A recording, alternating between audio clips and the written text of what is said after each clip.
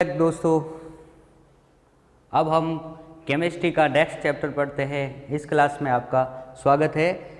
और नेक्स्ट हम लोग अपनी रसायन विज्ञान का अगला चैप्टर पढ़ते हैं। ओके, इससे पहले वाले जो अपनी केमिस्ट्री के जो भी चैप्टर पढ़ाए उसके आप वीडियो देखते रहिए ताकि अपनी जो रसायन विज्ञान है वो कंप्लीट हो जाए। ओके, आज हम लोग जो है अपने जो रसायन विज्ञान का जो चैप्टर लेके चलेंगे वो कौन सा होगा?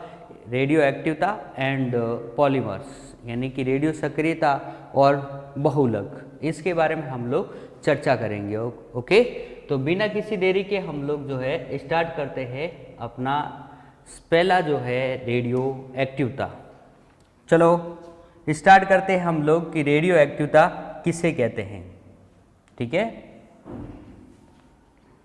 चलो तो रेडियो एक्टिवता,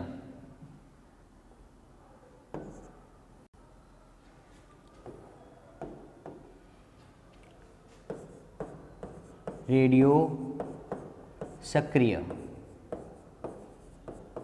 रेडियो सक्रिय यानी रेडियो एक्टिविटी।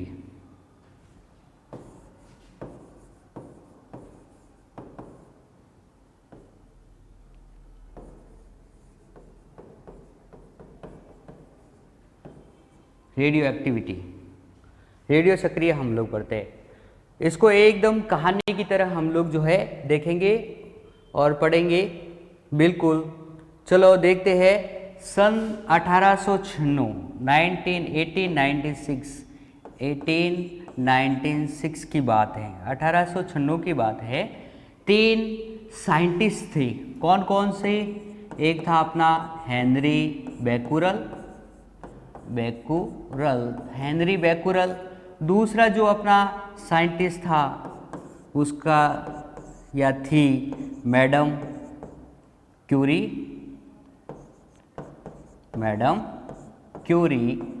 और तीसरा जो अपना साइंटिस्ट था प्रोफेसर पियरे क्यूरी, यानी कि पी क्यूरी। ओके, अगर हम लोग इन दोनों का संबंध देखें तो ये दोनों क्या थे? पति पत्नी थे। पति एंड पत्नी, बड़ी मजेदारी वाली बात है। पति एंड पत्नी। ओके,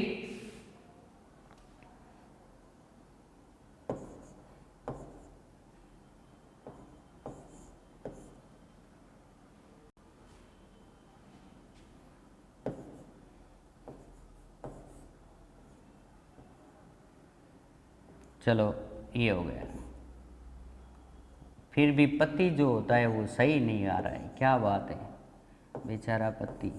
ये और इसमें कलर हम लोग चेंज कर देते हैं थोड़ा। ये आ गया अपना पति, फिर भी देखो चला गया। पति एंड पत्नी। ओके, तो ये चीज़ है। तो madam Curie and professor Pierre Curie, ये दोनों क्या थे? पति पत्नी से। सन 1896 इसकी बात है। अब इन्होंने क्या कहा या फिर इन्होंने क्या किया?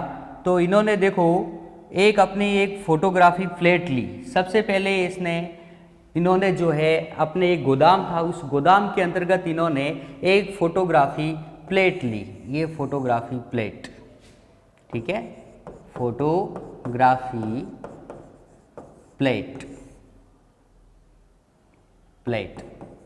ये फोटोग्राफी प्लेट ली। इस फोटोग्राफी प्लेट के पास में इन्होंने जो है अपने गोदाम में जो है एक यूरेनियम का यहाँ पे टुकड़ा रखा हुआ था या रख दिया था। यूरेनियम। ओके, फोटोग्राफी प्लेट कह दो या फोटोग्राफी फिल्म कह दो। ओके, फिल्म कह देते हैं यहाँ पे, फोटोग्राफी फिल्म। तो कुछ समय पश्चात इन्होंने देखा कि ये जो फोटोग्राफी फिल्म जो है वो क्या हो गई? खराब हो गई, खराब। ओके, अब बड़ी हैरानी हो गई कि फोटोग्राफी फिल्म जो है आखिर खराब क्यों हो गई। क्या कहा? सबसे पहले उन्होंने अपने जो गोदाम था, दराज थी, उसके अंतर्गत एक फोटोग्राफी फिल्म रखी और उसके पास में जो है यूरेनियम पड़ा हुआ था। ये सडनली अचानक वाली घटना हुई, कोई इन्होंने रखा नहीं था, बल्कि ये यूरेनियम पड़ा था और उसके पास में उन्होंने जो है फोटोग्राफी की ये प्लेट जो है रख दी। ओके, फिर कुछ समय पश्चात इन्होंने देखा कि ये जो फोटोग्राफी जो फिल्म थी ये खराब हो गई। अब ये खराब कैसे हुई वो देखते हैं हम लोग। क्या हुआ कि इन्होंने आगे निष्कर्ष निकाला, तो इन्होंने देखा कि इस यूरेनियम से कुछ अलग प्रकार की विकिरणें जो है उत्सर्जित होती है, जिसके कारण ये फोटोग्राफी प्लेट जो है वो क्या हो गई, खराब हो गई। और तो इससे इन्होंने निष्कर्ष निकाला कि प्रकृति में बहुत से ऐसे पदार्थ होते हैं जो स्वतः ही विघटित होकर बहुत सारी विकिरणें उत्सर्जित करते हैं, और इसे हम लोग विकिरणों को क्या बोलते हैं, रेडियो सक्रिय तरंगे बोलते हैं। और इस पूरी क्रिया को हम लोग क्या बोलते हैं, रेडियो एक्टिवता। तो हम लोग क्या कह देंगे कि प्रकृति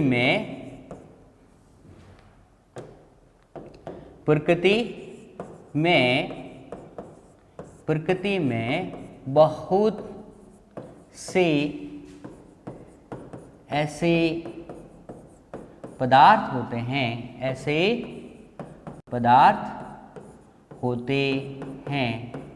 जो स्वयं विघटित होकर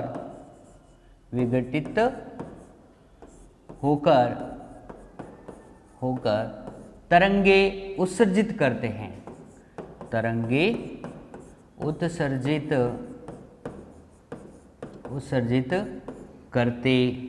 हैं, उत्सर्जित करते हैं। इन स्वतः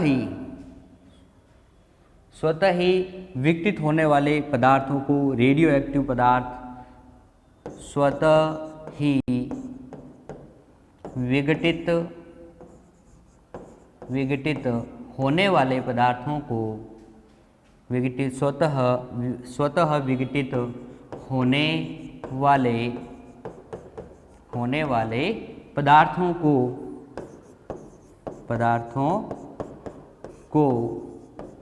रेडियो सक्रिय पदार्थ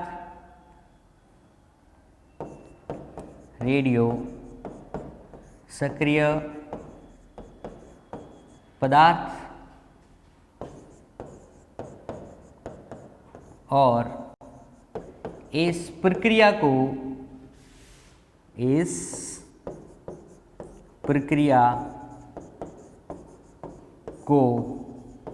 रेडियो सक्रियता कहते हैं। रेडियो सक्रियता कहते हैं।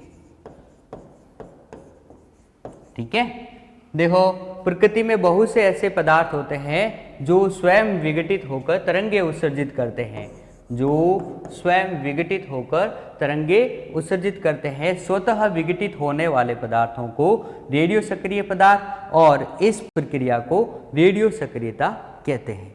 अब इन्होंने इस प्रकार से ये जो है निष्कर्ष निकाला, तो यहाँ से हमें यह पता चलता है कि रेडियो सक्रिय पदार्थ किसे बोलते हैं, जो स्वतः ही विघटित होकर अलग अलग प्रकार की तरंगे निकाले, और वो तरंगे कौन सी है अभी तक हमें पता नहीं है, आगे पता चलेगा। तो अभी तक हम लोगों को पता नहीं है, लेकिन रेडियो सक्रियता किसे बोलेंगे, जो स्वतः विघटित होकर तरंगे उत्सर्जित करे, तो उसे हम लोग क्या बोलेंगे, इन पदार्थों को रेडियो सक्रिय पदार्थ कहेंगे, और इस पूरी प्रक्रिया को हम लोग जो है रेडियो सक्रियता कहते हैं। ओके, चलो आगे चलते हैं। तो ये सारी की सारी जो घटना थी वो कब की थी, सन 1896 की थी, 1986 की थी ना, 1896 की ये पूरी की पूरी घटना थी। और जब 1896 के बाद सन 1898 में प्रोफेसर पियरे क्यूरी और इसकी मैडम कौन सी थी, मैडम क्यूरी, इसकी घरवाली, इसकी पत्नी। ओके, प्रोफेसर पियरे क्यूरी और मैडम क्यूरी, इन दोनों ने क्या किया, 1896 में एक अलग पदार्थ जिसे हम लोग क्या बोलते हैं, रेडियम की खोज कर दी। रेडियम, इसकी खोज कर दी। अब ये जो रेडियम जो है वो यूरेनियम से 10 लाख गुना अधिक रेडियो सक्रिय पदार्थ हैं। अधिक रेडियो सक्रिय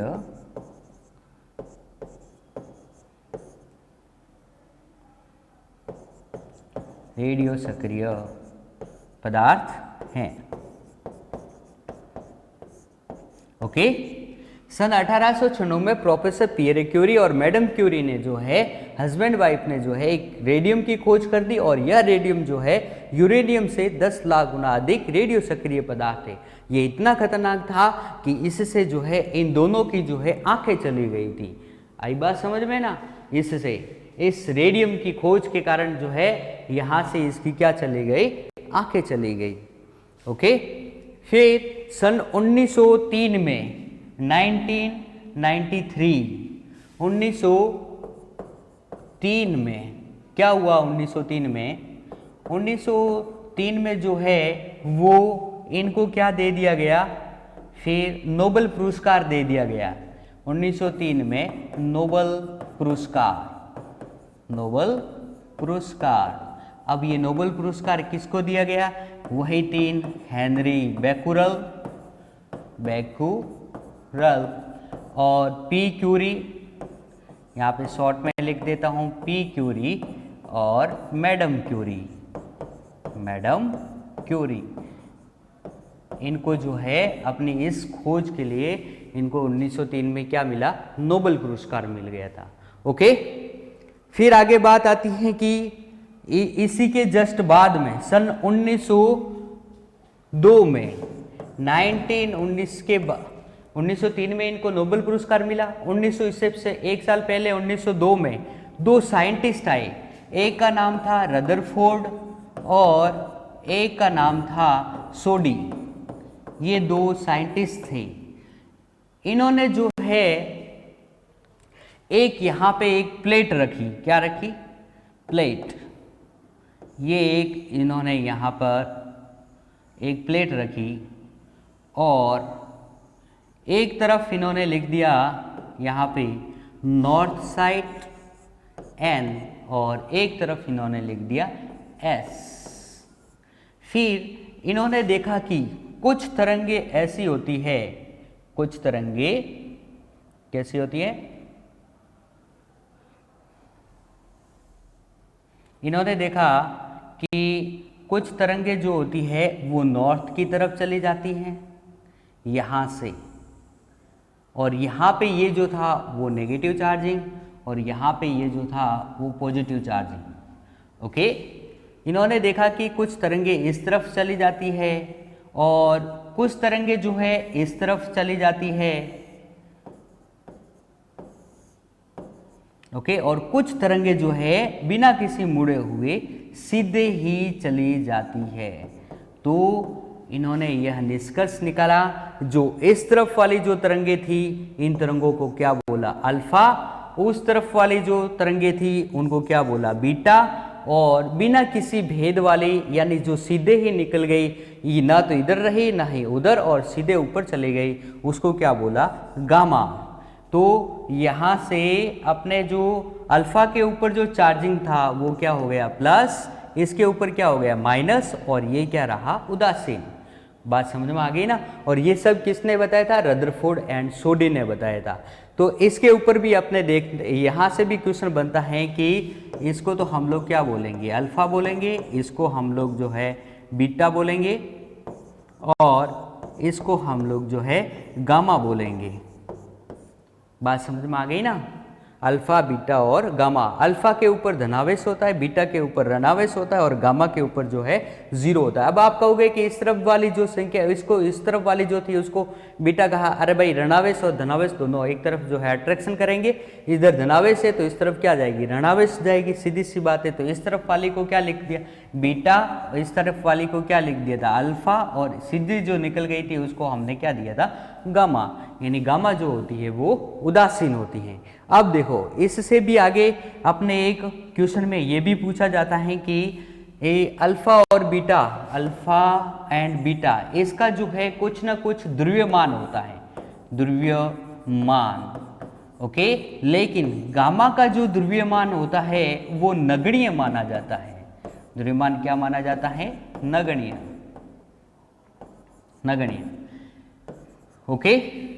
अल्फा एंड बीटा का जो द्रव्यमान, कुछ द्रव्यमान होता है, कुछ होता है इसका द्रव्यमान, ओके, कुछ होता है। लेकिन जो गामा जो होती है उसका द्रव्यमान क्या माना जाता है, नगण्य माना जाता है। अगर द्रव्यमान के क्रम में अगर मैं लिखूं द्रव्यमान, तो सबसे पहले द्रव्यमान किसका आता है, अल्फा का, उसके बाद में जो आता है वो बीटा का आता है, और उसके बाद में सबसे कम किसका आएगा, गामा का, ओके। अगर इसका द्रव्यमान गामा का नहीं है, यानी कि इसमें जो भेदन क्षमता जो होती है, भेदन क्षमता, अब ये भेदन क्षमता किसकी अधिक होगी, यहाँ से अपन को पता चल जाएगा। जिसका भार नहीं होगा तो वो क्या करेगी, फास्ट हो जाएगी, सीधी सी बात है। तो यहाँ से गामा का जो है वो भेदन क्षमता ज़्यादा होती है, उसके बाद में बीटा की होती है, और सबसे कम जो भेदन क्षमता होती है वो अल्फा की होती है। तो ये चीज़ हम लोगों को अपने एग्जाम में क्वेश्चन पूछा जाता है कि भेदन क्षमता सबसे अधिक किसकी होती है, तो गामा की होती है। द्रव्यमान सबसे अधिक किसका होता है, तो अल्फा का। और सबसे कम द्रव्यमान किसका होता है, तो गामा का। और सबसे कम भेदन क्षमता किसकी होती है, तो अल्फा की होती है। इससे आगे एक और क्वेश्चन अपने जो पूछा जाता है वो क्या होता है, देखो इसका मात्रक, मात्रक रेडियो सक्रियता का मात्रक क्या होता है, अब हम लोग वो देखेंगे।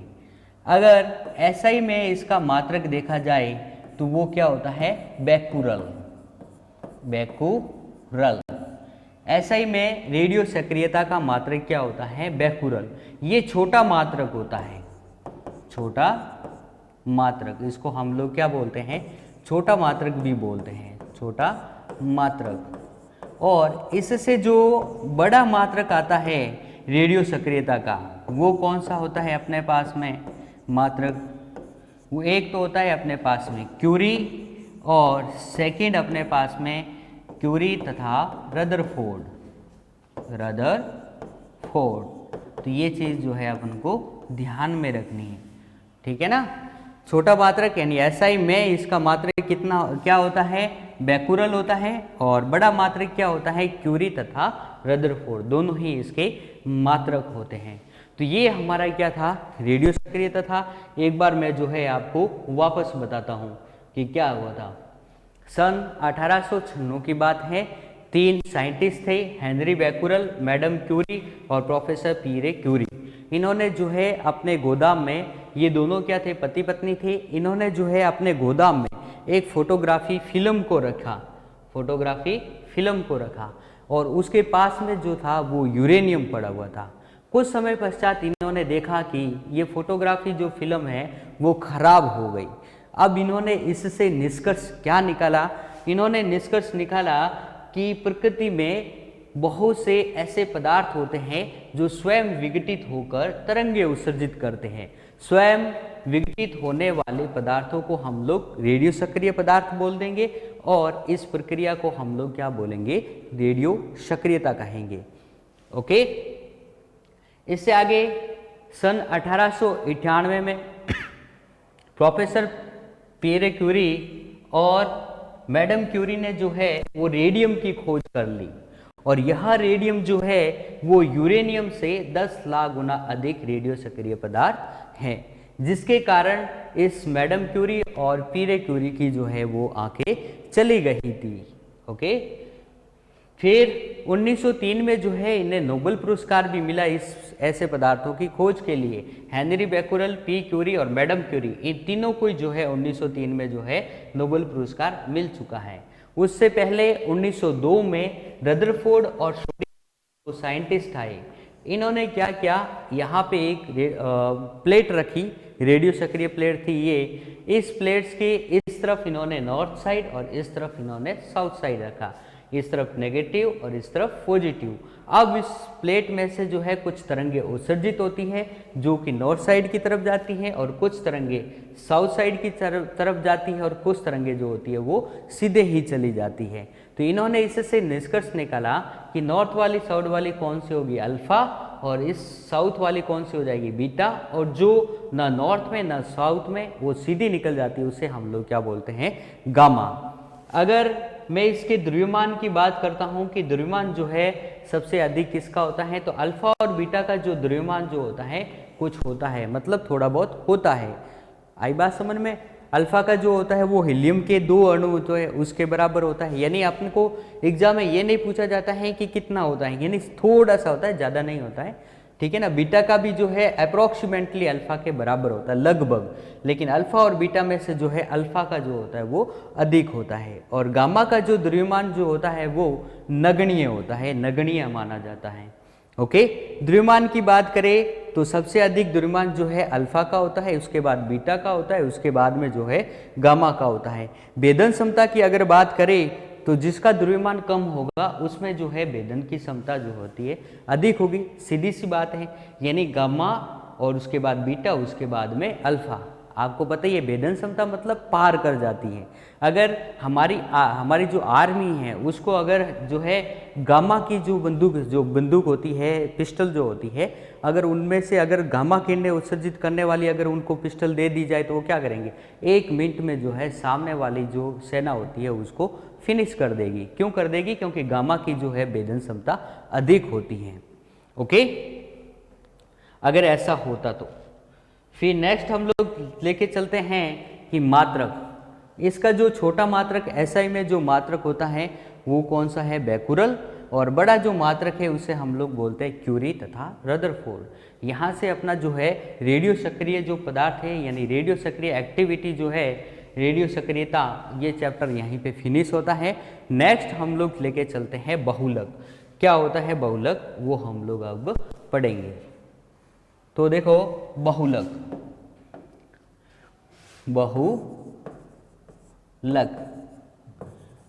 पॉलीमर क्या होते हैं पॉलीमर, तो इसके बारे में हम लोग देखते हैं। बहुत से छोटे छोटे अणु मिलकर के, बहुत से छोटे छोटे अणु, यानी ये छोटे छोटे अणु, ये बहुत से छोटे छोटे अणु आपस में मिल करके एक जटिल संरचना का या एक जटिल संरचनात्मक अणुभार वाली संरचना का निर्माण करती हैं। ये बड़े वाले जो हो गया, ये बहुत बड़ी जटिल संरचना वाली, तो इसे हम लोग क्या बोलते हैं, बहुलक कहेंगे। यानी बहुत से छोटे छोटे अणु आपस में मिलकर बहुत सारी यानी बहुत अधिक जटिल संरचना वाले अणुभार वाली संरचना बनाती है, उसे हम लोग क्या बोलेंगे, बहुलक। तो बहुलक की परिभाषा क्या हो जाएगी, छोटे छोटे अणु आपस में मिलकर, बहुलक को हम लोग क्या लिख देंगे, बहुलक। छोटे छोटे अणु, छोटे छोटे अणु आपस में मिलकर एक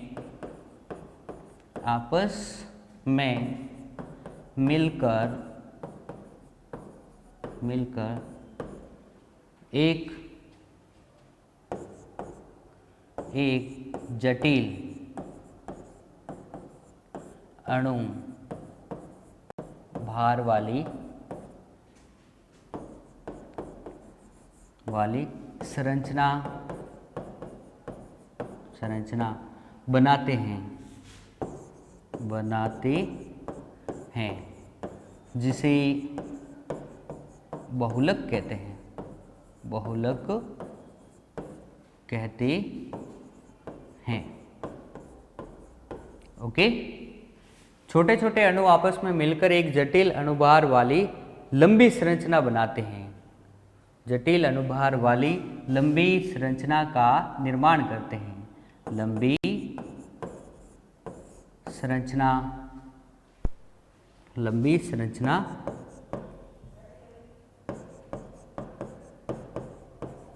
लंबी संरचना बनाते हैं जिसे बहुलक कहते हैं। ओके, छोटे छोटे अणु मिलकर एक जटिल अनुभार वाली लंबी संरचना बनाते हैं जिसे हम लोग क्या बोलते हैं, बहुलक। ओके, बहुलक दो प्रकार के होते हैं। बहुलक कितने प्रकार के होते हैं, तो बहुलक दो प्रकार के होते हैं। अब कौन कौन से होते हैं वो हम लोग देखते हैं। एक हमारा होता है प्राकृतिक बहुलक, प्राकृतिक बहुलक, और दूसरा हमारा जो होता है वो होता है संश्लेषित बहुलक, संश्लेषित बहुलक,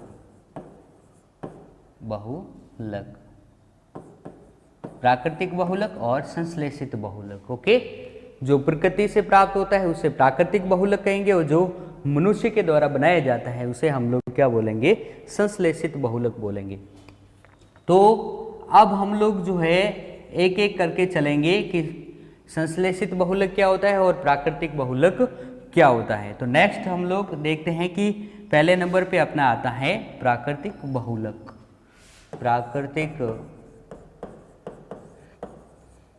बहुलक, बहुलक ये कहाँ से प्राप्त होते हैं, प्रकृति से प्राप्त होते हैं। प्रकृति, प्रकृति से प्राप्त, प्रकृति से प्राप्त होने वाले बहुलक को हम लोग क्या बोलते हैं, प्राकृतिक बहुलक। ओके, अगर हम लोग इसके एग्जाम्पल की बात करते हैं तो कौन कौन से इसके एग्जाम्पल हो जाएंगे, तो वो हम लोग आता है पहले नंबर पे अपने जैसे प्राकृतिक रबर, प्राकृतिक रबर। सेकेंड नंबर पे अगर हम लोग देखते हैं प्राकृतिक रबर। ओके, प्राकृतिक रबर, सेलुलोज, सेलुलोज, रेजिन, ठीक है ना, ये सब क्या होते हैं, प्राकृतिक बहुलक होते हैं। सेलुलोज होते हैं, सेलुलोज प्राकृतिक बहुलक, प्राकृतिक रबर, सेलुलोज, रेजिन, ये सब क्या होते हैं, प्राकृतिक बहुलक होते हैं। अब हम लोग प्राकृतिक रबर क्या होता है इसके बारे में हम लोग थोड़ा पढ़ते हैं। प्राकृतिक रबर, तो प्राकृतिक रबर, प्राकृतिक रबर के बारे में देखते हैं। तो प्राकृतिक रबर जो है वो क्या होता है, एक पेड़ से यानी वृक्ष से प्राप्त होता है। किससे प्राप्त होता है, वृक्ष से, वृक्ष के दूध से, वृक्ष के दूध, वृक्ष के दूध से प्राप्त होता है, जिसे जिसे जिसे वृक्ष के दूध से प्राप्त होता है, जिसे हम लोग क्या बोलते हैं, होता है, जिसे रबर शीर या लेटेक्स कहते हैं, जिसे रबर शीर, रबर शीर या लेटेक्स कहते हैं, लेटेक्स कहते हैं, ठीक है।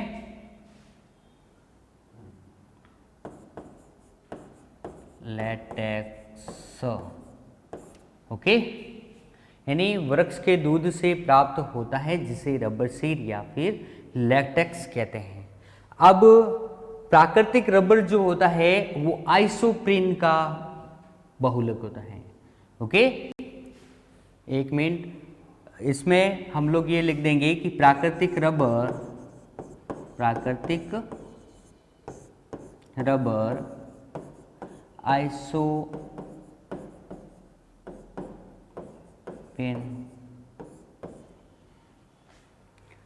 ओके, समझे ना? एक मिनट, तो चल तो रहा है वीडियो।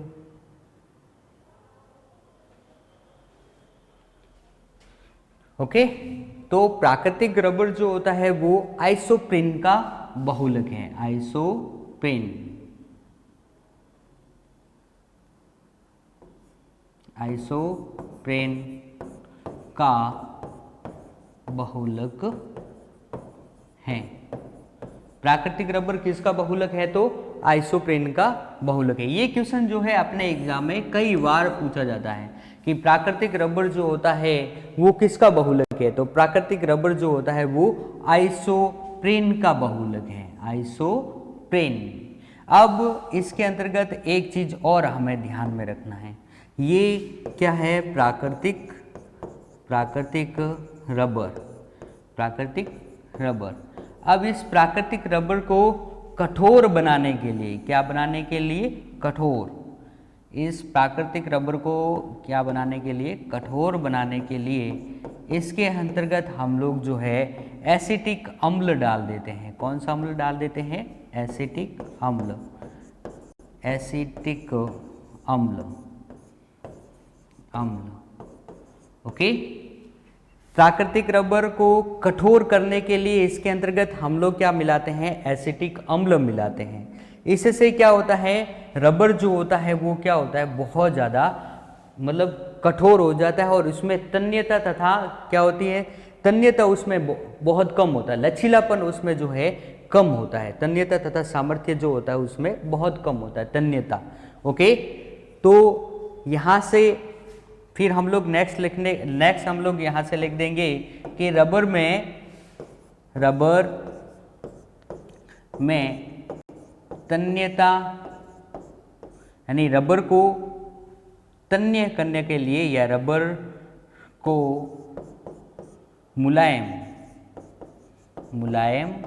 बनाने के लिए रबर को, कौन से रबर को? प्राकृतिक रबर को। ओके, यानी देखो प्राकृतिक रबर में हम लोग कठोर, पहले हम लोग क्या बनाएंगे कि ये सीर या लेटेक्स होता है इसको हम लोग क्या बोलते हैं? प्राकृतिक रबर। इस प्राकृतिक रबर को कठोर बनाएंगे। कठोर बनाने के लिए हम लोग इसके अंतर्गत क्या डालेंगे? एसिटिक अम्ल। फिर रबर को वापस क्या बनाना है? थोड़ा लचीलापन बनाना है, मुलायम बनाना है। तो रबर को मुलायम बनाने के लिए सल्फर के साथ गर्म किया जाता है। किसके साथ गर्म किया जाता है? सल्फर के साथ गर्म किया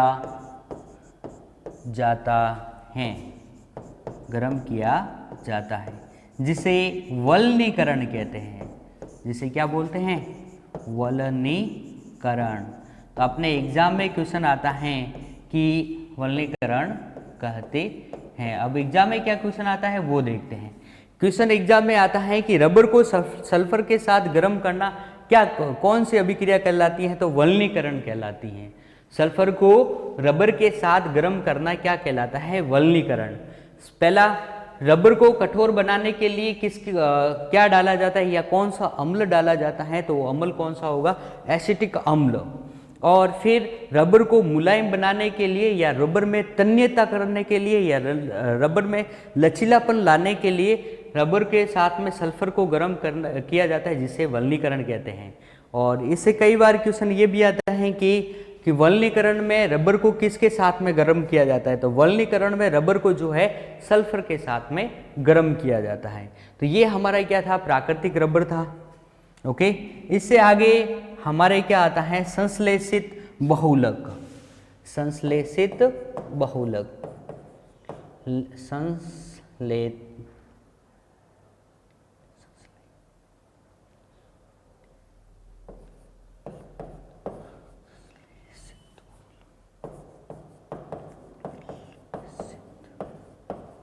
बहुलक,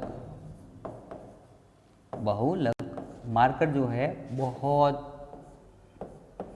इसमें धीरे चल रहा है। संश्लेषित बहुलक। अब ये संश्लेषित बहुलक क्या है? इसको थोड़ा सा मैं सही लिख देता हूँ, आपको सही दिखाई देगा, वरना सही नहीं दिखाई देगा। यानी संश्लेषित, संश्लेषित बहुलक, बहुलक। अब संश्लेषित बहुलक क्या होता है? जो मनुष्य के द्वारा बनाया जाता है, वह बहुलक जो क्या दिया जाता है? मनुष्य के द्वारा बनाया जाता है, मनुष्य द्वारा बनाया जाता है, बनाया जाता है। ओके, वो तो क्या था? प्राकृतिक बहुलक जो था वो किससे, अपने प्रकृति से प्राप्त होता था। संश्लेषित बहुलक जो है वो मनुष्य द्वारा बनाया जाता है। अब इसमें क्या क्या आता है तो हम लोग देखते हैं, यानी कि इसके एग्जाम्पल कौन कौन से हैं। अगर हम लोग इसके एग्जाम्पल की बात करते हैं तो वो क्या हो जाता है? एक तो हमारे पास में आता है कृत्रिम रेशे, कृत्रिम रेशे। यहाँ से हम लोग जो है एक सारणी बनाकर लिख देते हैं ताकि इसमें जो है आपको याद रहेगा। अब संश्लेषित बहुलक जो है वो मनुष्य द्वारा बनाए जाते हैं, तो यहाँ से मैं आपको वापस एक संश्लेषित बहुलक, अब संश्लेषित बहुलक कौन कौन से होते हैं वो मैं आपको बताता हूँ। यहाँ से संश्लेषित बहुलक एक अपने आ जाता है कृत्रिम रेशे। दूसरा अगर हम लोग बात करें तो कौन सा हो जाता है हमारे पास में? कृत्रिम रेशे। एक हमारे पास में आता है प्लास्टिक, प्लास्टिक। और तीसरे की बात करते हैं तो हमारे पास में आता है संश्लेषित रबर, संश्लेषित,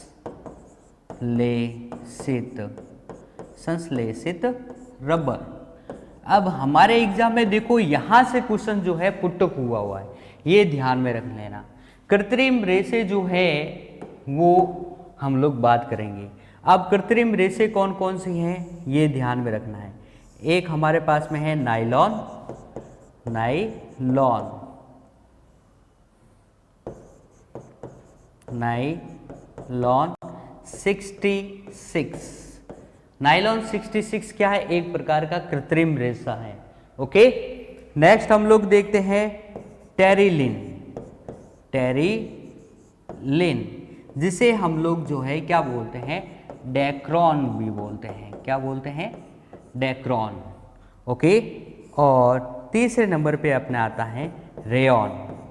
तो ये ध्यान में रखना है, अपने एग्जाम में क्वेश्चन आता है कि निम्न में से कृत्रिम रेशा कौन सा है। तो कृत्रिम रेशे में अपन को क्या बनाना है? इन तीनों में से कोई एक आएगा, या तो नायलॉन 66 या टेरिलिन या डेक्रॉन या रेयॉन। यहाँ अपने एग्जाम में क्वेश्चन आ सकता है कि इनमें से कौन सा कृत्रिम रेशा नहीं है, तब हम लोगों को इसमें से जो नहीं होगा उस पर हम लोग जो है क्लिक करेंगे। अब बात आती है प्लास्टिक की, कि प्लास्टिक जो है वो कौन कौन से हैं। तो एक होता है पॉलीथीन, ये हम सब जानते हैं। पॉलीथीन क्या होता है? एक प्रकार का प्लास्टिक है। ओके, और एक हमारे पास में होता है polyvinyl, polyvinyl chloride, polyvinyl chloride, polyvinyl chloride, जिसे हम लोग क्या बोलते हैं? PVC। पॉलीविनाइल क्लोराइड को हम लोग क्या बोलेंगे? PVC। और एक हमारे पास में होता है पॉली एक्रिलोनाइट्राइल, पॉली एक्रिलोनाइट्राइल। सही लिख देता हूँ थोड़ा सा, इंक दूसरी ले लेता हूँ। चलो दूसरी ले लेते हैं ना, जिसके एग्जाम्पल यही रहने देते हैं। पॉली एक्रिलोनाइट्राइल, नाइट्राइल, ठीक है, पॉली एक्रिलोनाइट्राइल, ये चीज PAN, इसको हम लोग क्या बोलते हैं? PAN। P यहाँ पे लिख देते हैं PAN, पॉली एक्रिलोनाइट्राइल। और एक जो अपने पास में होता है पॉली स्टाइरीन, पॉलीस्टाइरेन, ये भी क्या होता है, एक प्रकार का प्लास्टिक होता है। तो ये चीज़ हमें ध्यान में रखना है।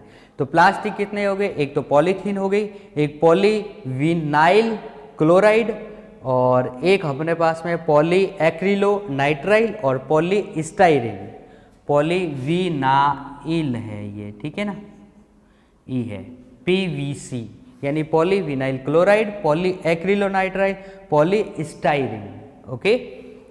और संश्लेषित अगर रबर की बात करते हैं तो रबर जो होते हैं वो दो प्रकार के होते हैं। एक हमारे पास में रबर जो होता है वो होता है अपने पास में ब्यूटा N और ब्यूटा S। तो इसे हम लोग बोलते हैं ब्यूना S, और एक हमारे पास में होता है ब्यूना P। ओके। तो ये अपने हम लोग क्या बोल रहे थे, तो हम लोग ब्यूटा S और ब्यूना N होता है, S और N यहाँ से, ठीक है, Buena S and Buena N। तो ये हमारा ये जो है यहाँ से जो है क्वेश्चन उत्पन्न होने के बहुत ज़्यादा चांसेस रहते हैं। अभी तक अपने एग्जाम में जो है अगर कोई क्वेश्चन पूछा गया है तो इसी सारणी में से जो है क्वेश्चन पूछा गया है। पिछली बार क्वेश्चन पूछा गया था कि नाइलॉन 66 क्या है, कृत्रिम रेशे हैं, प्लास्टिक है, या संश्लेषित रबर है, या फिर वो प्राकृतिक रबर है। तो अपन क्या बोलेंगे, कृत्रिम रेशे हैं। और पूछा गया था कि निम्न में से कृत्रिम रेशा कौन सा है, तो नाइलॉन 66, उसमें अपने जो है रेयॉन दिया हुआ था। ये चीज़ जो है ध्यान में रखना है। ओके। तो यहाँ से अपने क्वेश्चन पूछे जाते हैं, तो इन क्वेश्चनों के बारे में हम लोग जो है ध्यान देंगे और इसको जो है देखेंगे। तो इसको भी मैं जो है बहुलक को एक बार जो है आपको वापस बता देता हूँ क्या होता है बहुलक। तो देखो बहुलक किसे कहेंगे, छोटे छोटे अणु जो है आपस में मिलकर एक जटिल अणुभार वाली लंबी संरचना बनाते हैं, जिसे हम लोग क्या बोलते हैं, बहुलक कहते हैं। बहुलक जो है दो प्रकार के होते हैं, कौन कौन से होते हैं, एक होता है हमारा प्राकृतिक बहुलक और दूसरा जो होता है वो संश्लेषित बहुलक होता है। ओके। नेक्स्ट, प्राकृतिक बहुलक की बात करें तो ये प्रकृति से प्राप्त होते हैं। कहाँ से प्राप्त होते हैं, प्रकृति से। प्रकृति से प्राप्त होने के कारण इसे हम लोग क्या बोलेंगे, प्राकृतिक बोलेंगे। ओके। फिर नेक्स्ट इसके जो एग्जाम्पल देखते हैं तो प्राकृतिक रबर, सेलुलोज, रेजिन, और एक और इसका एग्जाम्पल होता है स्टार्च। तो ये स्टार्च भी जो है वो ध्यान में रखना है। ये सब क्या है, प्राकृतिक बहुलक के एग्जाम्पल हैं, ठीक है ना।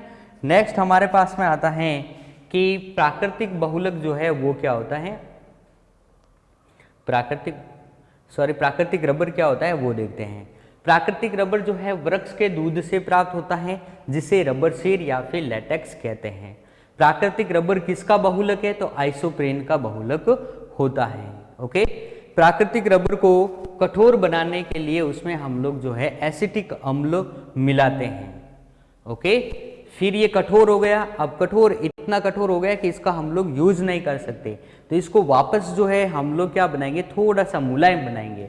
तो रबर को मुलायम बनाने के लिए या फिर उसमें तन्यता लेने के लिए, तन्यता फ्लेक्सिबिलिटी, तो मुलायम बनाने के लिए सल्फर के साथ गर्म किया जाता है, जिसे हम लोग क्या बोलते हैं, वल्नीकरण कहते हैं। ओके। तो ये इन क्वेश्चनों पे हम लोगों को ध्यान में देना है। फिर नेक्स्ट अपना आता है संश्लेषित बहुलक। संश्लेषित बहुलक जो मनुष्य द्वारा बनाया जाता है उसे हम लोग क्या बोलते हैं, संश्लेषित बहुलक। अब संश्लेषित बहुलक जो है इसके एग्जाम्पल कौन कौन से हैं, कृत्रिम रेशा, प्लास्टिक एंड संश्लेषित रबर, ये इसके क्या हो गए एग्जाम्पल। अब इसमें भी इसके कृत्रिम रेशे के एग्जाम्पल कौन कौन से, ये एग्जाम्पल याद में रखना है, जैसे नाइलॉन 66, टेरेलिन या डेक्रॉन, या फिर रेयॉन। ओके। फिर प्लास्टिक की बात करते हैं तो प्लास्टिक में पॉलीथीन, पॉलीविनाइल क्लोराइड यानी PVC, और पॉलीएक्रिलोनाइट्राइल जिसे हम लोग PAN बोलते हैं, और पॉलीस्टाइरीन, ये सब क्या है, प्लास्टिक है। और संश्लेषित रबर में Buena S and Buena N। तो यहाँ से अपना जो है ये पॉलीमर वाला जो चैप्टर है ये भी क्लियर होता है। तो आज हम लोगों ने जो है एक हमने पढ़ा है रेडियो एक्टिवता, और इस चैप्टर में हमने रेडियो एक्टिवता पढ़ा है, और दूसरा हमने पॉलीमर यानी बहुलक के बारे में पढ़ा है कम्प्लीटली। ओके, इससे बाहर जो है अपने एक भी क्वेश्चन नहीं जाएगा, और इसे जो है कंटिन्यू जो है पढ़ते रहिए, ताकि अपने जो एग्ज़ाम के जो क्वेश्चन हैं वो सॉल्व होते रहेंगे। और पूरी की पूरी केमिस्ट्री में जो है आप कंटिन्यू जो है वीडियो देखते रहिए, और कंटिन्यू अपने जो है क्वेश्चन जो है सॉल्व करते रहिए। और आगे हम लोग जो है नेक्स्ट वीडियो में मिलेंगे, तब तक के लिए थैंक यू वेरी मच।